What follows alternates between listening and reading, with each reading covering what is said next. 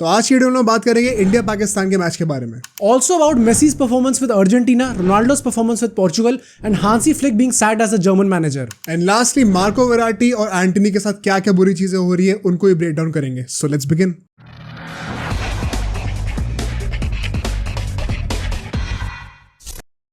चलो भाई, तो अब आ चुका है हमारा ब्रो स्पोर्ट्स का पहला पॉडकास्ट, फुल फ्लेजेड पॉडकास्ट. अब हम लोग शुरू करने वाले हैं. People call it 2.0. हाँ, तो वो एक्चुअली हम ही ने बोला था अपनी अनाउंसमेंट स्ट्रीम में.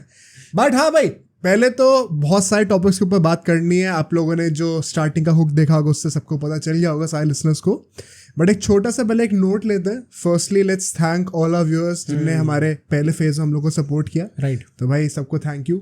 और जो नया सेटअप है हमारा, इसके बारे में क्या ख्याल है? कैसा लग रहा है भाई सबको? काफी चीजें हमने ऊपर नीचे कर दी. ये चीज अब यहाँ पे दिख रही है आपको. पहले दोनों जगहों पे दोनों जो चीजें लगी हैं पहले ऊपर हुआ करती थी, हम नीचे कर दी हमने. लाइटिंग भी आपको थोड़ी अलग अलग रही होगी. लाइटिंग दोनों जो है ये मैच और टीम्स के हिसाब से चेंज होता रहेगा. अलग पॉडकास्ट में अलग लाइटिंग होगी. आज मोहित ने ब्लू पहन के इंडिया की साइड ले ली है, पीछे ब्लू लाइटिंग लगा ली है. अब मेरे को मजबूरन पिंक कह रहा हूँ मैं, ग्रीन लगानी पड़ रही है क्योंकि भाई पाकिस्तान का ही मैच था. बट ऑफ कोर्स हमें फुटबॉल की भी काफ़ी सारी बातें करनी है. एंड इस फॉर्मेट में हम लोग दोनों स्पोर्ट्स के बारे में डिटेल में बात कर सकते हैं, तो यही फ़ायदा है. तो मैं स्टार्ट कर लेते हैं पहले टॉपिक से ही सीधा. Right. Of course India Pakistan की बातें होंगी. आई थिंक जब ये पॉडकास्ट आ गया होगा सबके सामने तब तक मैच चल रहा होगा उस टाइम पे. बिकॉज अनफॉर्चुनेटली आज के दिन जो है बारिश हो गई थी. और इंडिया की भी पूरी बैटिंग नहीं हो पाई. इनफैक्ट मतलब 30 ओवर्स भी नहीं बॉल कर पाए. बट जितना तुमने देखा उससे क्या लगता है तुम्हें? What were the positives for us? I think सबसे पहले तो मैं ये कहूँगा कि जितने ये हमारे ऐसे टाइप के मैचेस हो रहे हैं, क्योंकि लास्ट मैच में भी हमारी बैटिंग थी, हमने बॉलिंग तो करी नहीं. एक तरीके से हमारा प्रैक्टिस सेशन हो गया वो, क्योंकि उस टाइम पे सारे बॉलर्स को खेल लिया पाकिस्तान के. And coming into this game हमने परफॉर्म भी थोड़ा बेटर करा बैटिंग वाइज, क्योंकि बहुत टाइम बाद काफ़ी रेयर हो गया एक्चुअली इंडियन क्रिकेट सीन में कि हमारे जो ओपनर्स हैं वो दोनों की पार्टनरशिप अच्छी बिल्ड हो. Although in ODIs I must say, I think जो तुम कह रहे हो वो T20s और टेस्ट में स्पेसिफिकली एप्लीकेबल है. अभी तो यशस्वी जायसवाल ऑल्दो आ चुका है वेस्ट इंडीज सीरीज के बाद, तो देखते हैं कि उसमें क्या हाल रहता है हमारा.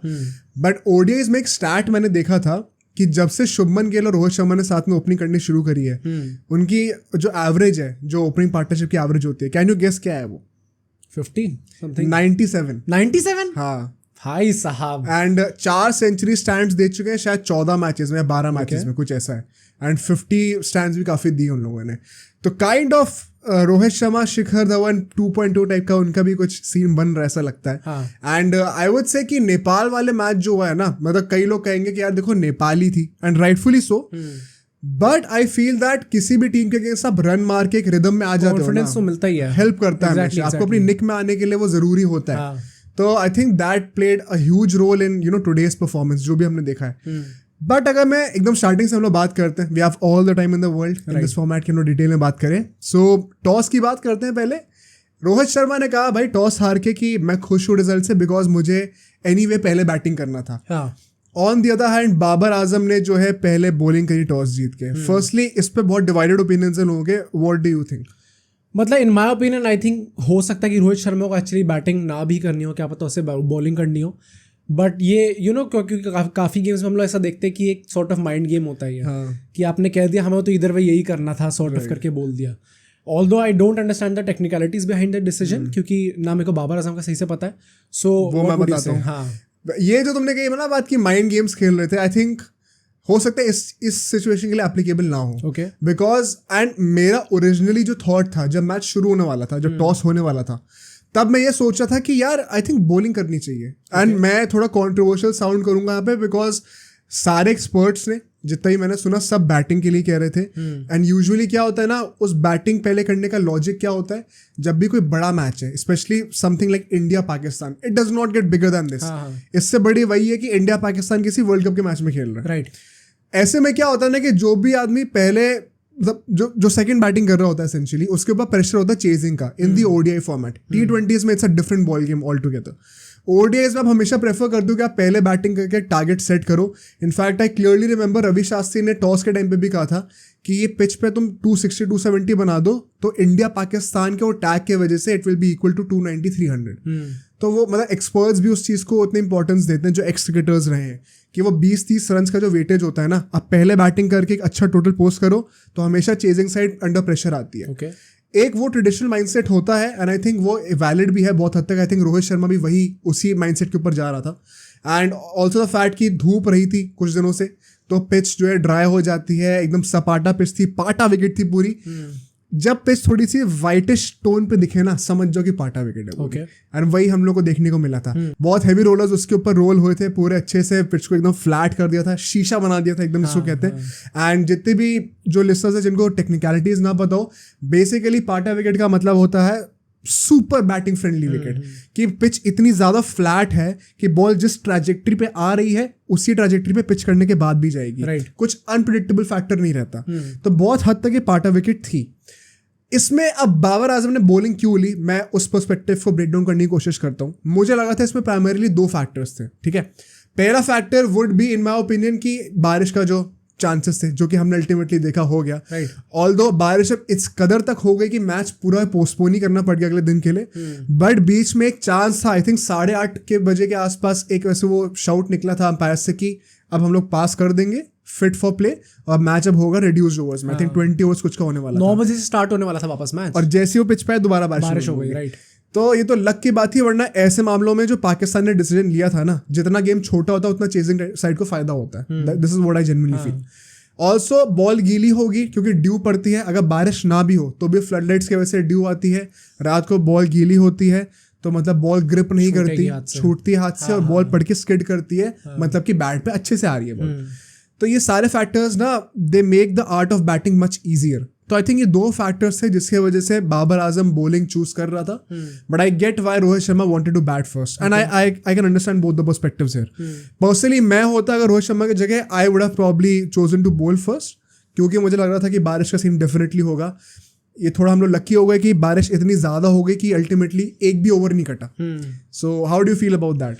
यार मेरे लिए टू बी वेरी ऑनेस्ट काफ़ी ज़्यादा बोरिंग हो गया मैच, क्योंकि पहले जो फर्स्ट इंडिया पाकिस्तान मैच हुआ था उसमें बारिश हो गई, कैंसिल हो गया। अब वो मीम बनने लग गए ना कि हमें इस बात का घमंड है कि पाकिस्तान को श्रीलंका बुलाया और फिर बैटिंग करके वापस घर भेज दिया। इसके ऊपर एक और मीम मैंने देखा था आज ही, एक वो बच्चे की शक्ल है, वो रो रहा है, वो बहुत फेमस मीम है, अगर मुझे मिला तो मैं डाल दूंगा। बट वो बच्चा रो रहा है, उसके ऊपर लिखा है भाई एक तो इस, मतलब वो थोड़ा सा रेसिस्ट हो रहे थे, वो चीज़ मैं नहीं बोलूँगा कि भाई एक तो इस बंदे ने पेल दिया, ऐसे कर दिया, वो कर दिया, और ऊपर से जो है बैटिंग भी नहीं दी। तो वही वाली बात है कि सिर्फ फील्डिंग करने के लिए बुला रहे और बैटिंग प्रैक्टिस पूरी इंडिया की हो जा रही है। मुझे लगता है कि ICC could have done better in this, क्योंकि लगातार आप उसी वेन्यू पे हर बार मैच हो रहा है कि जहाँ पे बारिश हो जाए। मतलब अभी तो ये वीडियो तब आ रही है जब हम लोग मैच चल रहा होगा लोगों का, क्या पता मैच कैंसिल ही हो जाए, हमें पता नहीं है भाई। बट अगर मतलब ऐसे ही बार बार कैंसिल होता जाएगा, बार बार रीस्केड्यूल हो रही है मैच की, एक तो वो बात भी थोड़ी कंट्रोवर्शियल है कि इसके लिए क्यों रिजर्व डे रखा गया था जब बाकी मैचेस के लिए रखा गया। इन प्रिंसिपल सुनने में लगता है कि ये थोड़ा गलत चीज़ है, बट वी ऑल नो क्यों रखा गया, क्योंकि आधा revenue, most of the revenue in fact Asia cup का जो भी होना है वो इंडिया पाकिस्तान से ही जनरेट होना है। ऑल्दो आई वुड अर्ज द लिसनर्स कि आप इस पॉइंट ऑफ टाइम पे कमेंट करके हमें बताएं, because if I am not wrong ऐसे रूमर्स मैंने सुने थे कि बाकी मैचेस के लिए भी रखने वाले। अच्छा, रखने वाले हैं। सो अब मुझे नहीं पता कि ये सुन के करा है फिर पहले से ही था, तो मैं आई थिंक लिसनर्स को पता होगा तो हमें बता देंगे कॉमेंट्स में। बट हाँ, टॉस से आगे चलते हैं और इनिंग्स की बातें करते हैं, बिकॉज एक ही इनिंग हुई है, उसी को ब्रेक डाउन कर लेते हैं डिटेल में। पहले 10 ओवर की बात करें, which is the first power play essentially, 61 runs बनाए थे, और उसमें शुभमन गिल और रोहित शर्मा में से डोमिनेट शुभमन गिल ने किया था। हाँ। यहाँ पे ना मैं एक बहुत इंटरेस्टिंग, मुझे एक ऑब्जर्वेशन आई दिमाग में जो कि मैं पुट फोर्थ करूंगा, बिकॉज तुमने मतलब हम लोगों ने ब्रो स्पोर्ट्स में यहाँ पे T20 वर्ल्ड कप भी लास्ट से कवर किया था, तो तुम लोग के भी आई एम श्योर तुम्हारी मेमोरी में भी फ्रेश होगी वो चीज़। तुम्हें याद है जो हमने उस टाइम पे देखा था, specially in the semifinals against England, हमने कितना, हम लोग सब लोग रो रहे थे कि यार पावर प्ले में इतनी कम रन रेट है। इनफैक्ट पूरे वर्ल्ड कप में उस टाइम पे इंडिया की शायद सेकंड लोएस्ट रन रेट थी in the power place, I think 6 के आसपास कुछ की थी। राइट। एंड T20s में लोग 10-10 के रन रेट अचीव कर रहे होते हैं, वहाँ पे इंडिया की इतनी कम थी। एंड उसमें हमने ये भी नोटिस किया था कि रोहित शर्मा का फॉर्म कितना पुअर था, बिकॉज एक हमने थ्योरी निकाली थी कि KL राहुल इतना टाइम लेता सेटल होने में कि रोहित शर्मा जो कि करना पड़ रहा है, जो कि नेचुरली एक ऐसा प्लेयर रहा है जो कि अपना टाइम लेता है पहले 10 ओवर में, और फिर एक बार सेटल हो जाए तो फिर आउट ही नहीं होता। Exactly, हाँ। उसको थोड़ा आउट ऑफ द स्किन खेलना पड़ रहा था और स्टार्टिंग से अटैक करना पड़ रहा था, which he is kind of not very used to. Right. Which is why we saw कि कई बार उसने अपना विकेट थ्रो कराओ। आज मुझे ऐसा लगता है पर्सनली कि जब शुभमन गिल ने वो चार्ज लिया स्टार्टिंग में, it kind of gave Rohit Sharma the question कि भाई अब एक एंड से 10-15 रन आ रहे हर ओवर में और मैं नसीम जैसे बॉलर को फेस कर रहा हूँ, मेरे पास वो लग्जरी है कि मैं मेडन ओवर भी प्ले आउट कर सकता हूँ। एंड यहाँ पे एक बहुत इंटरेस्टिंग स्टैट मुझे दिखा, पहले के 10 ओवर में रोहित शर्मा ने 30 बॉल्स खेली आउट ऑफ 60 और शुभमन गिल ने भी 30 बॉल्स खेली। रोहित शर्मा के 30 बॉल्स में ना सिर्फ 18 रन थे उस टाइम पे। ओके। बट उसके बाद अल्टीमेटली उसने जब अपनी इनिंग्स एंड करी तो 100 से ऊपर की स्ट्राइक रेट थी। कुछ ऐसा था कि उसने अगले 19 बॉलों में 38 रन बनाए, 200 की स्ट्राइक रेट से बनाए। This is what Rohit Sharma is known for. वो जब अपने एक्सेलरेशन पे आ जाता है तो he does not care who is in front of him. अब मुझे लगता है यही चीज इंडिया बहुत टाइम से मिस कर रही है, specially since the 2019 world cup. What would you make of this interesting observation? मुझे लगता है इट्स नॉट जस्ट बिकॉज कि रोहित शर्मा का प्ले स्टाइल ऐसा, इट्स ऑल्सो बिकॉज कि वो बहुत एक पुअर रन ऑफ फॉर्म से आ रहा है। मतलब हम लोग भी उसका फॉर्म 2023 में भी डिस्कस करेंगे कि ओडीआई में कैसा रहा है उसका एक्चुअली में फॉर्म, एंड कैसा मीडिया ने उसको नरेटिव दिलाया। I think poor run of form exactly नहीं है, it's may be poor by his standards in the T20 format, और क्योंकि एक ऐसा प्लेयर है जो कि हर फॉर्मेट खेल रहा हो, and by T20s in this year I mean the IPL सबसे ज्यादा होते हैं। नहीं वैसे भी आई थिंक कि एक जो नरेटिव डिसाइड हो जाता है ना, वो इसलिए होता है क्योंकि आई थिंक T20 फॉर्मेट आप सबसे ज्यादा खेलते हो। ऑल्दो इस साल स्पेसिफिकली उसने T20 फॉर्मेट खेला ही नहीं है बिल्कुल। वही ना कि T20 के नाम पे IPL खेला है, और IPL में उसका आई थिंक पॉसिबली वर्स्ट या सेकंड वर्स्ट सीजन एवर गया है करियर में। उसकी वजह से एक ऐसा नैरेटिव सेट हुआ है कि मुझे समझ में नहीं आता कि इतना ज्यादा हेटेड क्यों मिल रहा है किसी को। इनफैक्ट तुमने एक स्टैट भी निकाला था, I would urge you to 2023 में रोहित शर्मा ने 12 इनिंग्स खेली हैं ODIs में। एग्जैक्टली, एंड उसमें उसकी 52 की एवरेज है, एक सेंचुरी भी और 4 50s भी है। तो मतलब इट्स नॉट दैट बैड जितना लोगों ने दिखा रहे हैं। मतलब इनफैक्ट बैड क्यों, 52 की एवरेज है तो बहुत ही अच्छा है। एंड तुम ऐसे सोचो कि 5 इनिंग्स में 50+ स्कोर्स हैं इन 12 इनिंग्स, तो ऑलमोस्ट 50% कन्वर्जन रेट उसका हो गया when it comes to scoring 50s as an opener. बहुत अच्छा चल रहा है यार। और ऐसा भी नहीं कि वीक टीम्स खेली हूँ, श्रीलंका खेली है। आई थिंक श्रीलंका सीजन के स्टार्टिंग में थोड़ा फिर भी लोग कहेंगे कि थोड़ी वीक थी, बट जैसे उनका रिकॉर्ड चल रहा है अभी बहुत स्टेलर रिकॉर्ड चल पीट रखा है सबको। कुछ ऐसा ही पिछले 13 गेम्स में एक भी मैच नहीं हारे, और शायद हर बार किसी टीम को ऑल आउट करा है। क्रेजी रिकॉर्ड है यार ये। I am hype to see कि इंडिया श्रीलंका के साथ कैसे खेलती है। ऑल्सो श्रीलंका खेली थी, न्यूजीलैंड खेली थी, ऑस्ट्रेलिया खेली थी। आई थिंक बहुत अच्छी टीम्स खेली है। कोई भी एक्सक्यूज नहीं है रोहित शर्मा के अगेंस्ट बोलने का कि वो वीक टीम से अगेंस्ट रन मार रहा है। ODIs में वो इस साल बहुत अच्छा रहा है इन माय ओपिनियन, एंड क्योंकि उसका IPL का फॉर्म बेकार था, आई थिंक उसको फालतू का हेट मिलता है। इनफैक्ट हमने एक रोहित शर्मा की वीडियो बनाई थी, उसको हम लोग डिस्क्रिप्शन कार्ड में लिंक कर देंगे फॉर रेफरेंस फॉर एवरीबडी। उस समय उसका टेस्ट रिकॉर्ड भी ब्रेक डाउन किया था कि कैसे उसकी टेस्ट की एवरेज भी जो है ना, वो सिर्फ इस साल छोड़ दो 2019 से जब से WTC शुरू हुआ है, he is India's best batsman in test format. सबसे ज्यादा एवरेज है, I think second highest runs भी है, बिकॉज उसने विराट कोहली से कम मैचेस खेले इसलिए।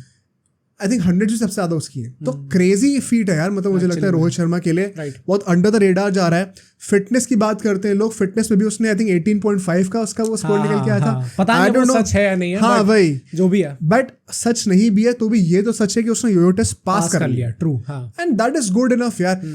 आई have personally never seen in the history of Indian cricket a captain being disrespected like this before a world cup.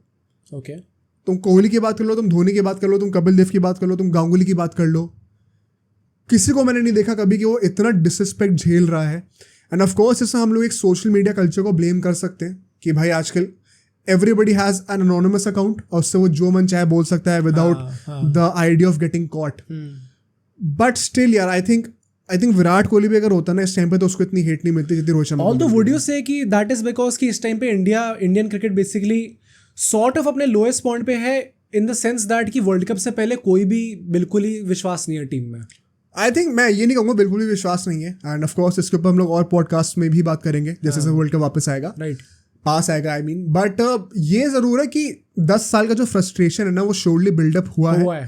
And Rohit Sharma के ऊपर जो नैरेटिव बनाया गया कि he is batting very poorly, which statistically is totally false as we just mention. I think उसके चक्कर में ना रोहित शर्मा को एक इजी टारगेट मिल गया है। Also Rohit Sharma happens to be that one guy जो कि विराट कोहली की सपोजिट हायरार्की को चैलेंज कर रहा है बिकॉज कैप्टन बना है। और ये भी एक मीडिया नैरेटिव है, अल्टीमेटली उनकी दोस्ती आई एम श्योर बहुत अच्छी होगी। तो इस चक्कर में विराट कोहली के जितने फैंस हैं वो भी सोशल मीडिया पे होल्ड कर देते हैं और नैरेटिव क्रिएट कर देते हैं। एक मैच हारते नहीं कि पहले वो स्टार्ट हो जाता है, कोहली के अंडर तो हमने ये किया था वो किया था और रोहित शर्मा के अंडर ऐसा हो रहा है। आई थिंक बहुत ज़्यादा डिसरिस्पेक्टफुल है and I would urge through this episode to all the Indians कि वर्ल्ड कप को अब हार्डली 1 महीना रह गया, 1 महीना भी क्या मतलब आई थिंक 3 हफ्ते रह गए हैं मुश्किल से। Let's get together and start supporting not only our captain but all the players. Exactly, मतलब क्योंकि इसमें मेन बात तो मेरे को ये लगती है कि यार देखो एंड में हम सबको जीतना तो वर्ल्ड कप है, सभी चाहते हैं, चाहे कोई भी प्लेयर कैप्टन हो, चाहे कोई भी प्लेयर आपका फेवरेट प्लेयर टीम में हो या ना हो, जीतना तो हमें वर्ल्ड कप ही है ना, अल्टीमेट एम यही है। तो जो फाइनली सिलेक्ट हुए हैं, अब ऑब्वियसली आप चाहे कितना भी बुरा मान लो वो चेंज तो होने नहीं वाला। इससे अच्छा भाई अब just look at the positive things and just support the team. I think Sunil Gavaskar ने भी ये चीज कही है कि अब मैं अश्विन और इन सबको मैं भूल गया हूँ, अब ये मेरे 15 प्लेयर हैं, अब मैं इनको बैक करूंगा। Exactly, and that is the exact mentality that every fan should show. But अगर मैं फिर से मैच की बात करूं, यहाँ पे रोहित शर्मा की कंटिन्यू करते हैं बातें। 30 बॉल्स उसने पहले 10 ओवर में खेलनी थी और 18 रन बनाए थे। जिन लोगों ने भी मैच देखे मेरे से एग्री करेंगे, काफी सारी डॉट बॉल्स थी। इनफैक्ट 26 डॉट बॉल्स थी 30 में से। सिर्फ 4 बॉलों पे उसने 18 रन बनाए, जिसमें से 3 चौके थे और 1 छक्का था। तो 26 डॉट बॉल्स उसने खेली हैं और वो सारी बॉलें मोस्टली नसीम के अंडर होती थी। This just goes on to show in my opinion कि उसने नसीम को कितनी अच्छी तरीके से टैकल करा है। एक साइड पे शाहीन शाह अफरीदी को तो उसने रुला दिया गिल ने हमारे। गिल भाई साहब ने आज पूरा अहमदाबाद वाले ट्रोल्स को सब चुप कर दिया है पूरा। बर्थडे के बाद बहुत तगड़ी बैटिंग करी है। I was particularly impressed with Gill for sure, अभी उसके ऊपर भी आएंगे। But just to sum up Rohit Sharma innings, पहले के 10 ओवर में सिर्फ 4 बॉल पे उसने रन बनाए। उसके बाद जैसे उसने टेक ऑफ करा लूज बॉल्स पे, वो सब ने देखा था। आई थिंक ये once again I am reiterating the fact, give Rohit Sharma time at the start of the innings, 10-15 overs को खेलने दो। ऐसा हो ही नहीं सकता अगर वो टिक जाए तो उसकी 100 से ऊपर की स्ट्राइक रेट ना हो। तो आई थिंक रोहित शर्मा को अगर वो इस निक में होता है वर्ल्ड कप में, हमारी बहुत हेल्प होने वाली है। But what would you say about Shubman Gill today? I think Shubman Gill ने एग्जैक्टली जो मेन बात तो ये है, क्योंकि अभी तक लगातार यही स्लैंडर चल रहा था पूरे मैच में, क्योंकि आई थिंक आईपीएल के बाद से उसकी एक बहुत अच्छी परफॉर्मेंस तगड़ी आई नहीं थी। एक वेस्ट इंडीज़ के अगेंस्ट हमें 50 को देखने को मिली थी, but again that's West Indies और उस टाइम पे उतना अच्छा लेवल पे है नहीं, वो बेचारे क्वालिफाई भी नहीं कर पाए। सो नेचुरली गिल को काफ़ी स्लैंडर मिल रहा था एंड फाइनली वो भी पाकिस्तान के अगेंस्ट उसने अच्छा खेल के दिखाया। तो I think he is back with confidence आ गया होगा पाकिस्तान जैसी टीम के अगेंस्ट परफॉर्म करके। एंड आई जस्ट होप कि यार यही चीज़ कंटिन्यू रहे। आई थिंक गिल के लिए भी ना मैं ये कहूँगा कि जो मुझे ऐसा लगता है अब देखने के बाद इन हाइंडसाइट, जो मुझे सोचने में लगता है, जो पहला पाकिस्तान के साथ मैच था, क्यों हम लोग को लग रहा था कि बहुत स्ट्रगल कर रहा है। शुभमन गिल ने खुद भी कहा था यार कि पाकिस्तान से 4 साल में एक बार तो ओडीआई हो रहा है हमारे पास, ठीक है। T20s भी हार्डली कुछ होते हैं, सिर्फ वर्ल्ड कप के बहाने होते हैं। And Shubman Gill T20 world cup का पार्ट नहीं था पिछली बार, राइट? तो उसने वो भी नहीं खेला। एसेंशियली शुभमन गिल ने कहा था यार कि मैं फेमिलियर नहीं था इन लोगों से। एंड मतलब मानो ना मानो, बट आजकल के टाइम पे इंटरनेशनल क्रिकेट में फेमिलियरिटी होना बहुत इंपॉर्टेंट है। Specially with the outcome of IPL, आप हर कोई जानता है एक दूसरे की वीकनेस, एक दूसरे की strength. But Shubman Gill unfortunately अभी पाकिस्तानी बॉलर्स को अभी तक तो नहीं जानता था। एंड आई थिंक इसमें तो हम लोग we can't take anything away from Pakistan quality bowling. तीनों जो बॉलर्स हैं, हारिस रऊफ, नसीम और अपना Shaheen Afridi, right, top notch bowlers हैं। मुझे लगता है कि one of the best pace lineups है अभी इन द वर्ल्ड। तो उनके अगेंस्ट आप खेल रहे हो, इट्स नो जोक। और आप पहली बार खेल रहे हो तो it's natural, you are just 24 years old, पहली बार आप पाकिस्तान को फेस कर रहे हो, थोड़े वो नर्व्स आते हैं, which is why I think पिछली बार वो बहुत स्लो खेला था और अपने विकेट को डिफेंड करने पे फोकस कर रहा था। बट इस मैच में जो हमने देखा, स्टार्टिंग से जो इंटेंट दिखाया उसने, ऑफ कोर्स थोड़ा लक ने भी साथ दिया। नसीम शाह की बॉल पे एक स्लिप पे कैच था, ड्रॉप हो गया था, टिपिकल पाकिस्तानी फील्डिंग हुई है भाई, मजा आ गया। मतलब मुझे समझ में नहीं आता कि कैसे कर सकते हैं ये लोग, जनरेशन से वो चीज़ पास ऑन होती रहती है। तो बस एक छोटा सा पन था। बट ना अपने शुभमन गिल का पहली बॉल पे भी फिर नोटिस, नसीम शाह की बॉल पे बैट थ्रो किया था उसने और शाहीन अफरीदी के पास कैरी नहीं करी थी बॉल थर्ड मैन पे। तो थोड़ा लक चाहिए ही होता है आपको, मुझे लगता है। बट वही बात है ना, लक फेवर्स द ब्रेव, जो स्टेटमेंट कहते हैं, जो सेइंग है। मुझे लगता है शुभमन गिल ने जो इंटेंट दिखाया ना आज, वो सबसे बढ़िया पॉजिटिव था मेरे लिए। मेरे को लगता है जो बंदा शाहीन अफरीदी को स्टेप आउट करके मिड ऑन के रेंज पे मार सकता है उसको 1 bounce 4, वो बंदा भाई जानता है कि अपना उसका गेम कैसा है, अपने स्ट्रेंथ के ऊपर बहुत कॉन्फिडेंट है और किसी भी बॉलर को टेक डाउन करने का हिम्मत रखता है।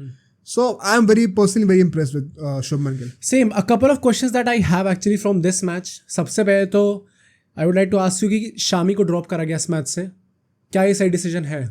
आई थिंक ये जो ड्रॉप हुए इसमें एक और नाम भी आएगा और उसकी बात करनी है डिटेल में। ये लाइव स्ट्रीम में भी काफी कंट्रोवर्शियल नाम आ गया था। राइट, बट शामी के साथ यार देखो मैं फिर से वही बात कहूँगा, कई लोग ना बहुत सरप्राइज भी हैं कि इंडियन टीम जो है 3 पेसर्स के साथ क्यों नहीं जा रही है, एंड दे इंसिस्ट कि हम लोग को शामी, सिराज, बुमराह, फिर Kuldeep Yadav and possibly one more bowler if needed, नहीं तो फिर मतलब वन मोर बॉलर कुड भी अपना जडेजा तो हो ही जाएगा साथ में, एंड हार्दिक पांड्या एसेंशियली।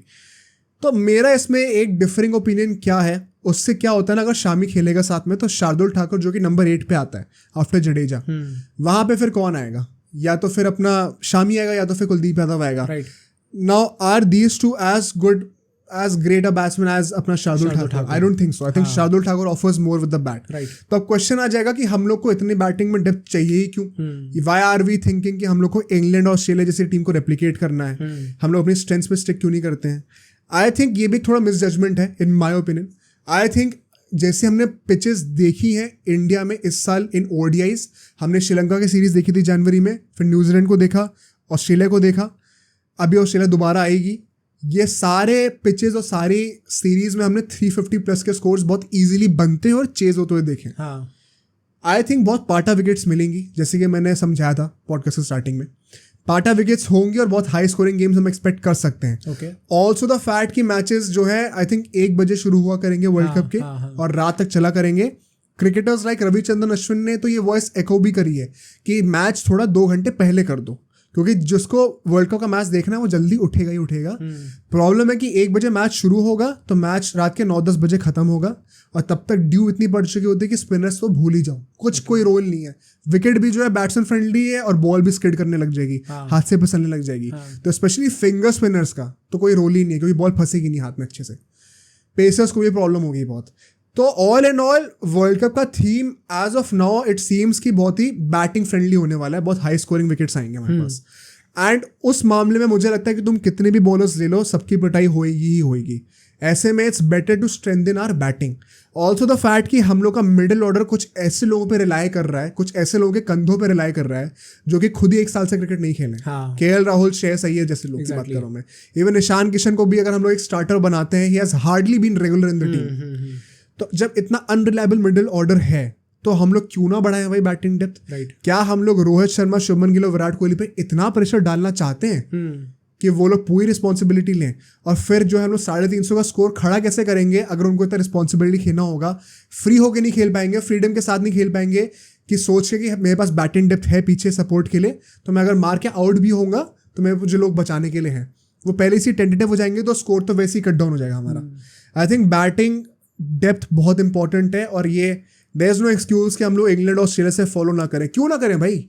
उन्होंने इतना अच्छा डेप्थ और कॉम्बिनेशन बनाया हुआ है, we have to learn from that. मतलब कोई चीज अच्छी हो रही है तो उसको क्यों ना अडॉप्ट करें। And this is the future जो हम लोग बात करते हैं। हमने स्प्लिट डिलेमा करके 2 वीडियोस बनाई थी, उनको भी मैं लिंक कर दूंगा कमेंट्स और डिस्क्रिप्शन में, कि भाई कैसे हर फॉर्मेट में अलग अलग टीम्स बनने वाली हैं, अलग अलग कोचेस आने वाले हैं। ये चीज भी, ये रेवोल्यूशन भी इंग्लैंड और ऑस्ट्रेलिया ने रिलेट करा है और उसके बेनिफिट्स वो लोग रीप कर रहे हैं। अभी जो करंट T20 वर्ल्ड कप और ODI वर्ल्ड कप के विनर्स है वो इंग्लैंड है, उससे पहले दोनों फॉर्मेट के विनर्स जो है वो ऑस्ट्रेलिया रही है इन 2015 एंड 2021। तो जो लीडर्स हैं इस वक्त हमारे स्पोर्ट में, हम उनसे क्यों ना सीखें? एंड दिस इज इनएविटेबल, यही फ्यूचर क्रिकेट का होने वाला है, गिवन कितने सारे मैचेस हो रहे हैं और कितने साइमल्टेनियसली होने लग गए हैं भाई। 2 दिन के गैप में वेस्ट इंडीज से तुम्हें आइलैंड जाना है, फिर तुम्हें एशिया कप भी खेलना है। अरे तुम बेस्ट एग्जाम्पल तो यही हो गया, अभी सब लोग पाकिस्तान का मैच देख रहे हैं, कल श्रीलंका का मैच है। एग्जैक्टली मतलब तुम 3 दिन लगातार क्रिकेट खेल लो और ODI क्रिकेट खेल लो, कितना टैक्सिंग है तुम्हारे लिए। तो you don't have any choice. So I think इसलिए हम लोग को शामी को अनफॉर्चुनेटली बैठाना पड़ेगा। I think Siraj on current merit थोड़ा ऊपर जाता है एंड बुमराह की रेपुटेशन ऐसी कि उसको नहीं बैठाएंगे, वो तो नहीं बैठा सकते। सो एक और नाम है विच इज श्रेयस अय्यर, उसके ऊपर मैं आऊंगा, but before that let's finish the innings first. जो अगले 10 ओवर होते हैं उसकी बात करते हैं। वहां पे इंडिया 74 रन और स्कोर करती है और 20 ओवर्स के एंड तक 135 का टोटल हो चुका था। पहले 10 ओवर में 61 रन बनाए, दूसरे 10 ओवर में 74 रन बनाए, तो वो हम लोग को अपवर्ड ट्रैजेक्टरी दिखनी शुरू हो गई थी। बट जिस तरीके से हमारे ओपनर्स दोनों आउट हुए, आई थिंक वो थोड़ा सा एक कंसर्निंग प्रॉब्लम, जो एक टेक अवे जो होगा, एक लर्निंग जो पॉइंट होगा आज के दिन के लिए मेरे लिए, वो वही था। आई थिंक इस इतनी अच्छी स्टार्ट के बाद, एक इतना क्विक 100 की पार्टनरशिप देने के बाद कोई एक ओपनर आउट होता है, I think it's totally acceptable, बनता भी है। बट प्रॉब्लम तब हो जाती है जब दोनों ओपनर्स आउट हो जाए। आई थिंक अगर जैसे मान लो रोहित शर्मा पहले आउट हुआ था, उसके बाद विराट कोहली भी आउट हो गया होता ना, बट शुभमन गिल एक एंड पे होता तो भी प्रॉब्लम नहीं होती। बट द फैक्ट कि दोनों सेट बैट्समैन आउट हो गए ना, इट मेंट कि विराट कोहली और केएल राहुल को दोबारा 0 से स्टार्ट करना पड़ा। और उसके चक्कर में रन रेट ऑटोमेटिकली थोड़ी कम होती है, क्योंकि वो भी 0 से स्टार्ट कर रहे हैं, उन्हें थोड़ा बिल्डअप करना पड़ेगा, तो वो रन रेट का अपवर्ड ट्रैजेक्टरी में ना थोड़ी सी हिंड्रेंस आ जाती है। What would you say about this first? मुझे यही लगता है कि एज यू सेड की टेक अवे यही होना चाहिए हमारा कि अगर कोई ओपनर आउट भी हुआ है 100 बनाने के बाद, पार्टनरशिप के बाद, तो दैट्स ओके। बट दोनों ओपनर का इतनी जल्दी आउट हो जाना एक ही साथ में, ये थोड़ी प्रॉब्लम होती है, क्योंकि एज यू राइटली सेड ना कि अब कोहली और केएल राहुल आ तो गए, बट इनमें से एक भी क्या तुरंत स्टार्टिंग से आके मार सकता है या फिर कंसिस्टेंटली रन बना सकता है स्टार्टिंग से ही? वो नहीं बना सकता, क्योंकि दोनों सेट बैट्समैन नहीं है। एंड इसी वजह से हमारा रन रेट भी थोड़ा धीरे हो गया था, वरना हो सकता है कि हम लोग थोड़े और ज्यादा ऊपर बना चुके होते हैं रन। Of course. और यहाँ पे अगर मैं दोनों विकेट्स की बात करूं, बिकॉज 2 ही विकेट गिरे थे। रोहित शर्मा पे यार मुझे वही लगा ना कि यार इतना टैलेंटेड बंदा है, इतना अच्छा खेलता है, इतना सीमलेस खेल रहा था, थ्रो कर देता wicket, but typical Rohit Sharma fashion में ही आउट हुआ है वो। आई थिंक वो बहुत सॉफ्टली खेलने चला गया, मुझे लगा उसे पावर नहीं लगा शॉट के पीछे, बिकॉज वो पावर लगाता तो बॉल पक्का स्टैंड्स पे जाती। बहुत सॉफ्ट तरीके से उसने मार दिया, और उस टाइम पे शादाब जो कि उनका बॉलर है, लेग स्पिनर है, बहुत स्ट्रगल कर रहा था वो। मतलब आई थिंक रोहित शर्मा ने उसको 2-3 छक्के लगाए थे, एंड वो इस हालत में था कि या तो एकदम छोटी बॉल पटक रहा है, बिकॉज तेज डालने लगा था बॉल, तो आर्म का रोटेशन जल्दी खत्म हो रहा था, तो बॉल छोटी पटक दे रहा था वो, या फिर धीरे डालने के चक्कर में एकदम ही फुल टॉस फेंक दे रहा था, ज़्यादा ही फ्लाइट कर रहा था, तो अपनी वो लाइन और लेंथ पकड़ ही नहीं पा रहा था वो, इतना रैटल्ड हो गया था रोहित शर्मा की बैटिंग से और अप्रोच से। और वहाँ पे वो विकेट थ्रो कर देना, उस चक्कर में इफ़ यू नोटिस शादाब के आई थिंक पहले के 2 ओवर में 30 रन आ चुके थे, और फिर by the end of 6th over कुछ 40 समथिंग रन ही थे। तो अगले 4 ओवर में से सिर्फ कुछ 10 रन ही कुछ दिए थे, विच इज़ वेरी कमेंडेबल। 2.5 की इकोनॉमी हो गई कुछ। तो आई थिंक वही है कि रोहित शर्मा के लिए थोड़ा मुझे लगा कि 100 बनानी चाहिए थी यार आज, मतलब डिजर्व करता था। What about Gill? गिल का मैं कहूँगा I think that was the brilliance of Shaheen Afridi as well, because Gill जिस तरीके से बैटिंग कर रहा था, आई थिंक वो बैट थोड़ा फेंकने जाता ही हर बॉल पे। एंड उससे पहले का मतलब अगर मैं सेटअप एक्सप्लेन करूँ थोड़ा सा, शाहीन अफरीदी जो है पहले एक टप्पे पे अपनी नॉर्मल पेस पे बॉल फेंक रहा था, जिस बॉल पे शुभमन गिल आउट हुआ है उसमें उसने अपनी फिंगर्स रोल कर दी, स्लो डिलीवरी डाल दी। तो रोल करी फिंगर्स, तो बॉल स्लो हुई और उसी लेंथ पे थी। जब बॉल तेज होती है तो बॉल पड़ के बड़े आराम से बैट पे आती है और आप ऑन द राइज ड्राइव मार सकते हो। जब स्लो होती है बॉल तो पिच करने के बाद थोड़ा सा फंस जाती है, थोड़ा लेट आती है। बट शुभमन गिल ने प्रॉब्ली वो बॉल रीड नहीं करी हाथ से और उसने बैट थ्रो कर दिया, और इसीलिए वो मतलब थोड़ा जल्दी शॉट खेल गया, बॉल थोड़ी लेट आई और कवर्स के हाथ पे आउट हो गया। तो आई थिंक वो एक ट्रिकरी थी by Shaheen Afridi, which just goes on to show कि वो किस लेवल का वर्ल्ड क्लास बॉलर है वो। तो क्रेडिट टू हिम यार। But overall I think India were going really good. मतलब अगर अभी मैच चल रहा होगा, आई होप कि 300 से ऊपर रन बने तो फायदा है। बट आई थिंक यही सब सीखने के लिए था। क्रिकेट की बात करें तो आज के लिए, आज के पॉडकास्ट में इस मैच से ये सब before that we have to address that Shreyas Iyer issue. वो तो चलो सीखने वाली बात नहीं है, वो थोड़ी रैंट होने वाली है। श्रेयस भाई पहले तुम स्टार्ट करो, तुम्हें क्या लगता है? यार आई थिंक कि जैसे अभी हमने लाइव स्ट्रीम कही थी, जिनने नहीं चेकआउट करी है, हमने अनाउंसमेंट के लिए पूरी लाइव स्ट्रीम ऑर्गेनाइज करी थी, उसमें काफ़ी लोगों को ऐसा लग रहा है कि एक बहाना दिया गया है BCCI की तरफ से, ताकि श्रेयस अय्यर का क्योंकि फॉर्म गंदा चल रहा है इसलिए बोल रहे हैं कि उसको बैक स्पैजम्स हो रहे हैं ताकि उसको बाहर कर दें।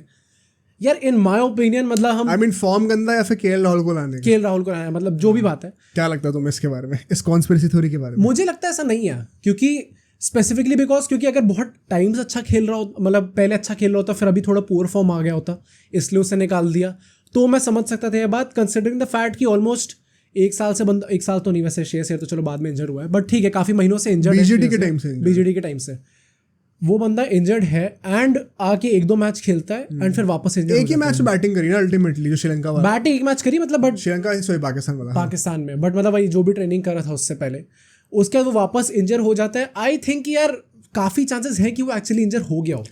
मतलब इसमें मैं 2 चीज़ें बोलूँगा। पहली बात तो जो केएल राहुल की कॉन्स्पिरेसी थ्योरी है कि उसको लाने के लिए बाहर बैठाए BCCI ने, आई think it's total nonsense, and I would अर्ज द फैंस कि आप ऐसी चीज़ें एंटरटेन ना करो। ये मुझे तो लगता है केएल राहुल इधर भी खेलेगा, चाहे श्रेयस अय्यर हो या ना हो। हाँ मतलब आई थिंक शायद ईशान किशन को बैठाना पड़े तो वही बैठा देंगे, बट लेट्स बी ऑनेस्ट भाई, श्रेयस अय्यर को इंजरी से डायरेक्ट आप वर्ल्ड कप स्क्वाड में ले रहे हो, तो वो उसको आप मतलब वर्ल्ड कप स्क्वाड में लेके फिर आप केएल राहुल के लिए बैठा दोगे उसको, ऐसा थोड़ी होता है। कोई बंदा इंजरी से खेला भी नहीं है और डायरेक्टली वर्ल्ड कप स्क्वाड में जा रहा है, अगर इतना बैकिंग मिल रही है तो वो इसीलिए मिल रही है बिकॉज उसको स्टार्टर बनाया जाएगा।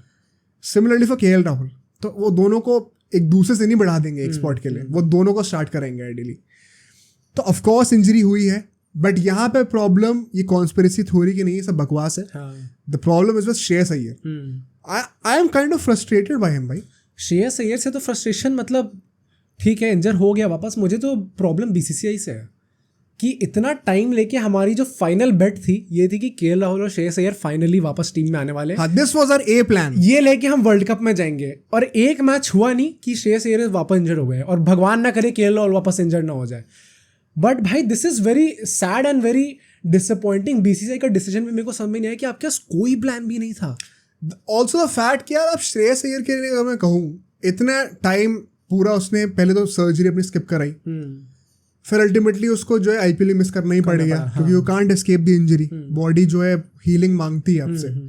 फिर आप जो है आपके ऊपर ट्रस्ट शो करा जा रहा है कि ठीक है आप इंजरी से वापस आ रहे हो, आपको डायरेक्ट वर्ल्ड कप में खिलाएंगे। पिछली बार वर्ल्ड कप में मिस कर गया था, इसमें बहुत बड़ा चांस था। कुछ प्रैक्टिस मैचेस खेले, कुछ ट्रेनिंग सेशंस हुए, उसमें उसने आई थिंक 40 ओवर बैटिंग भी करी है comfortably. But when it matters, आपने सिर्फ एक मैच खेला और आप ट्रेनिंग में आपको बैक स्पैज़म्स आ रहे हैं। क्या फायदा ऐसी फिटनेस का यार, जो आपको मैच खेलने नहीं दे रही, जो आपको मैच फिट होने नहीं दे रही। आई थिंक सहवाग ने भी ये बात कितनी बार बोली कि आप जिम में जाके आप जितनी फोटोज खिंचा लो, आप जितना वेट्स उठा लो, अगर आप मैच फिट नहीं हो सकते ना तो there is no point of training और जिमिंग। एंड यहाँ पे एक as an Indian cricket fan मेरा थोड़ा फ्रस्ट्रेशन तो जेन्युइनली है। मुझे लगता है सबसे बड़ा एग्जांपल यहाँ पे रोहित शर्मा का है। कितना लोग ट्रोल करते हैं उस बंदे को कि आपकी फिटनेस अच्छी नहीं है। 100% भाई, अवेलेबल तो होता है वो हर बार, मैच खेलने के लिए हमेशा अवेलेबल है, एटलीस्ट फील्ड पे तो है वो बंदा। आई थिंक श्रेयस अय्यर के लिए बहुत डिसअपॉइंटिंग चीज़ है ये। एंड क्या ही कहें यार, मतलब लेट्स होप कि इंजरी सीरियस ना हो। मुझे लगता है कि eight this point I won't be surprise अगर एक नोटिफिकेशन आता है बीसीसीआई से कुछ दिनों में कि वो वर्ल्ड कप से बाहर हो गए। I won't be surprise. And the bigger problem is कि इस स्टेट में हम लोग प्लेयर्स को रश कर रहे हैं वापस। The same thing would happen to Bumrah and KL Rahul, तब आप क्या करोगे? राइट। तो ये फिर वही मिसमैनेजमेंट और ट्रस्टिंग प्लेयर्स जो कि इंजरी से बाद में इतने मतलब सीधा इंजरी से आ रहे हैं 1 साल के बाद, कि हम लोग अज्यूम कर रहे हैं कि वो 50 ओवर के 9 मैचेस खेलेंगे पूरे वर्ल्ड कप में। वर्ल्ड कप का फॉर्मेट भी बहुत डिमांडिंग हो गया है, हर टीम से मैच खेलना पड़ेगा। 9 लीग मैचेस खेलेंगे और परफॉर्म करके भी देंगे, और मैच का मतलब गेम टाइम भी मिल जाएगा आपको। आई थिंक बहुत प्रॉब्लमैटिक है ये चीज़। तो लेट्स होप भाई कि चीज़ें सेटल हो जाए जल्दी से। एंड एट दिस पॉइंट मैं वही कहूँगा कि हम लोग कितना भी क्रिप कर सकते हैं और हक बनता है हर फैन का, बट 4 साल थे हमारे पास। 4 साल में 48 मंथ्स होते हैं, आखिरी महीना बचा है, 47 मंथ्स हो चुके हैं। अगर कुछ सही करना होता ना बीसीसीआई को तो अब तक कर चुकी होती। अब वो पॉइंट नहीं है, अब we are past that point. इसलिए एज फैंस अब जो भी है हमारे सामने, जो भी चीज़ अवेलेबल है, लेट्स होप कि वो परफॉर्म कर दें और कुछ ना कुछ करके हम एक अच्छा कैंपेन, एक अच्छा परफॉर्मेंस पुट अप कर पाए वर्ल्ड कप में। I think that's the only take away. But I think that should be it for cricket. Exactly. Let's move on to football now. अब फुटबॉल की बात कर रहे हैं, और सिंस हमारा पहला पॉडकास्ट है, मेसी रोनाल्डो की बात करे बिना तो हम कुछ कर नहीं सकते भाई। देखो मेसी रोनाल्डो की बातें हम लोग ट्राई करेंगे almost her podcast. Exactly. Because मैं तो बहुत ही बेशर्म होकर कहूँगा, मेरा जो लव फॉर फुटबॉल है वो इन्हीं प्लेयर्स की वजह से बना है। हमारी जनरेशन में हर किसी का साथ वही है। राइट। तुम कितना भी झूठ बोलो, नहीं मैं एक्चुअली जिडान के टाइम से देखता रहा हूँ, रोनाल्डिनो के टाइम से। हम बहुत छोटे थे भाई तब, लेट्स बी ऑनेस्ट। तो जिन प्लेयर्स ने मुझे इस स्पोर्ट से इतना एडमायर करवाया है, मैं उन्हीं की बात ना करूं, आई थिंक वो मेरे आइडल्स के लिए डिसरिस्पेक्टफुल होगा। राइट। आइडल के लिए, sorry, Ronaldo is not my idol, मतलब आई थिंक रिस्पेक्ट तो है। आई मीन दिखानी पड़े तो अलग बात है। But let's start with Portugal. हाँ, पोर्चुगल का मैच था भाई, जो नहीं जानते, स्लोवाकिया के against. That was a euro qualifier, right, and that was a official match. वहाँ के गोल्स काउंट होंगे, ऑल्दो गोल मारा नहीं अल्टीमेटली। जिनको नहीं पता भाई, जिनने मैच नहीं देखा, मैच काफ़ी ज़्यादा बोरिंग था, बहुत केजी मैच था, एंड पोर्चुगल की परफॉर्मेंस बिल्कुल भी अच्छी नहीं थी। As oppose to we have seen in the past couple of games, जितने यूरो क्वालिफायर्स हुए हैं अंडर रोबर्टो मार्टिनेज, पोर्चुगल ने काफ़ी अच्छा परफॉर्म किया है इन अ 3-4-3 फॉर्मेशन। ओके, अब कल क्या बात हुई, रोबर्टो मार्टिनेज का दिमाग कुछ घूमा और उनने कहा नहीं हम 4-3-3 खिलाएंगे। और 4-3-3 में चेंज क्या करा उनने करा कि विटीना को हम राइट विंग पर डाल देते हैं और बर्नार्डो सिल्वा हम लोग ऐसा राइट मिडफील्डर खिलाते हैं। विटीना राइट विंग पे खेला। हाँ, और हम कुछ ऐसे करेंगे कि बर्नार्डो सिल्वा और विटीना आपस में चेंज करते जाएंगे पोजीशंस। अच्छा। ऑल्दो वो बिल्कुल ही काम नहीं करा, क्योंकि एक तरीके से आपके बर्नार्डो सिल्वा भी बहुत अच्छा परफॉर्म नहीं कर पाया अपनी पूरी कैपेबिलिटी पे, और विटीना तो बिल्कुल ही नहीं कर पाया। आई थिंक विटीना की परफॉर्मेंस बिल्कुल भी अच्छी नहीं थी। विटीना उस टाइप का प्लेयर भी नहीं है। मतलब आई फॉर्चुनेटली और unfortunately had to cover him because last year Messi PSG में था। तो फॉर श्योर बहुत पोटेंशियल है बंदे में, बहुत प्रॉमिस है, बट आई थिंक उसकी प्रोफाइल वैसी नहीं है कि वो विंगर बन सके. और secondly his tendency to be a little selfish and shoot himself instead of finding the right pass, वो भी थोड़ा प्रॉब्लमैटिक मुझे लगता है. But he is very young भाई, अभी ही has so much to learn. Right. Although I don't know if Ronaldo is the right guy to learn to pass and not shoot himself, but नहीं मजाक कर रहा हूँ. बट हाँ, ये तो मुझे सुन के बहुत प्रॉब्लमेटिक लगा भाई. तो फिर था भी, क्योंकि परफॉर्मेंस भी बिल्कुल अच्छी नहीं हुई थी. At the end of the day सिर्फ एक ही गोल आया था, वही ब्रूनो फर्नांडिस ने मारा था. Birthday boy and Bruno Fernandes, मतलब आई वुड से कि he has been performing quite good for the past couple of games. In fact world cup के टाइम से, लेट्स बी ऑनेस्ट भाई, he has been Portugal's best player. हाँ, I think so. With all due respect to Ronaldo. नहीं, इसमें क्या है, इसमें कुछ डिसरिस्पेक्ट भी क्या ही है, मतलब. बट हाँ, बस शर्म की बात तो है. Bruno Fernandes has been the best player काफी टाइम से, एंड इस मैच में भी वो गोल मारता है. रोनाल्डो को अगर लेके, जो लोग रोनाल्डो के लिए यहाँ पे हैं, उसको लेके मैं कहूँगा कि रोनाल्डो की परफॉर्मेंस अच्छी नहीं थी ऑब्वियसली. एंड ऑब्वियसली जब केजी गेम होता है तो बेसिकली स्ट्राइकर्स गेम उतना उभर के आना बहुत मुश्किल भी हो जाता है जब केजी सॉर्ट ऑफ गेम होता है, डिफेंसिव गेम होता है. तो आई थिंक उतनी अच्छी परफॉर्मेंस नहीं थी, but I was kind of expecting. जिस तरीके से गेम स्टार्ट हुआ था, मेरे को लगा ही था कि यार बहुत ज़्यादा अच्छी परफॉर्मेंस नहीं आने वाली है रोनाल्डो की. बहाने तैयार थे. नहीं, बहाने रहने वाला गोल मार देता तो बढ़िया होता. But having said that, Portugal under Roberto Martinez अभी तक तो वो एकदम 100% रिकॉर्ड चल रहा है उनका. यूरो क्वालिफायर भी सारे जीतते हुए आए हैं. एंड कल वाला मतलब स्लोवाकिया वाला मैच भी थोड़ा केजी था, बट अल्टीमेटली मैच जीत ही गए थे. तो यूरो क्वालिफाई करने में तो हमें कुछ प्रॉब्लम नहीं होनी चाहिए, जैसे हमने वर्ल्ड कप में हो गई थी. बट हाँ यार, पोर्चुगल का चल रहा है, अच्छा मैच चल रहा है. आई थिंक पोर्चुगल के लिए फर्स्टली जो मतलब मार्टिनेज जो कर रहा है अपना, जैसा उसने बेल्जियम के साथ करा है गोल्डन जनरेशन में, आई थिंक पोर्चुगल की भी kind of A golden generation रही है. अगर हम लोग हिस्ट्री से कंपेयर करें, आई थिंक बेस्ट स्क्वाड थी 2022 वर्ल्ड कप. एग्जैक्टली, हाँ. और उसी स्क्वाड को वो लीड कर रहा है, एंड पॉसिबली सेम स्क्वाड अगले साल यूरोज में खेलेगी, अज्यूमिंग कि रोनाल्डो भी खेलने वाला है. तो मुझे लगता है कि रोबर्टो मार्टिनेज पूरा नाम है ना, रोबर्टो मार्टिनेज में इतने बॉल्स हैं कि वो रोनाल्डो को, if he is not performing that well, उसको बैठाएगा, वो बेंच कराएगा यूरोज में. मुझे ऐसा लगता है, टू बी वेरी ऑनेस्ट, मुझे ऐसा लगता है कि it's not about Ronaldo no, मतलब it's not about Roberto Martinez no. मुझे लगता है कि रोनाल्डो, मतलब वो इस टाइम पे, आई डोंट नो लोग बिलीव करेंगे नहीं करेंगे, आई जनरली थिंक कि उसका माइंडसेट एकदम चेंज हो गया. हार मान ली उसने, मतलब नहीं, नॉट हार मान ली, बट आई थिंक कि he is kind of okay with the fact that his powers are slowly fading away. And he has realized that, realized all that. तभी उसका जब वो यूरोप वाला आया था कि आपको यूरोप वापस आप कभी जाओगे नहीं जाओगे, तो उसने खुद ही कह दिया कि my time in Europe is over now, अब मैं नहीं जाऊँगा वहाँ पे. बाद में भी अभी कुछ मैचेस पहले भी उससे यही चीज़ पूछी गई थी, उसने तब भी यही कहा था. जिनने पोर्चुगल वाली प्रेस कॉन्फ्रेंस नहीं देखी थी अगेंस्ट स्लोवाकिया मैच से पहले जो हुई थी, उसमें भी अगर आप एक जनरली रोनाल्डो की बात करने का तरीका देखें ना, उससे आई थिंक आपको जो जिनने पहले वाले रोनाल्डो के बात करने का तरीका देखा, उससे काफी चेंज नजर आएगा. मतलब मेसी के लिए तो उसने कह दिया कि राइवलरी है भाई, राइवलरी खत्म हो चुकी है. I think that is a very big thing. मतलब to be very honest, I wasn't expecting that. मुझे नहीं लगा था वो ये चीज कहेगा. आई थिंक कहने वाली बात है अंदर ही अंदर, तो मतलब मुझे मतलब कह सकते हैं अगर एमएलएस को उसको शिट पोस्टिंग करनी पड़ रही है एमएलएस के बारे में, बिकॉज सऊदी इज बेटर. ये टू बी वेरी ऑनेस्ट, उसने ऐसी कुछ शिट पोस्टिंग करी नहीं. उससे सिर्फ ये बोला कि Saudi has a better competition than MLS, और क्योंकि उससे पूछा गया ये, इट्स नॉट लाइक उसने खुद ही आके बोल दिया कि अरे सऊदी लीग कैसे चल रही है भाई, एमएलएस से तो बेटर ही चल रही है. ऐसा तो नहीं बोला उसने.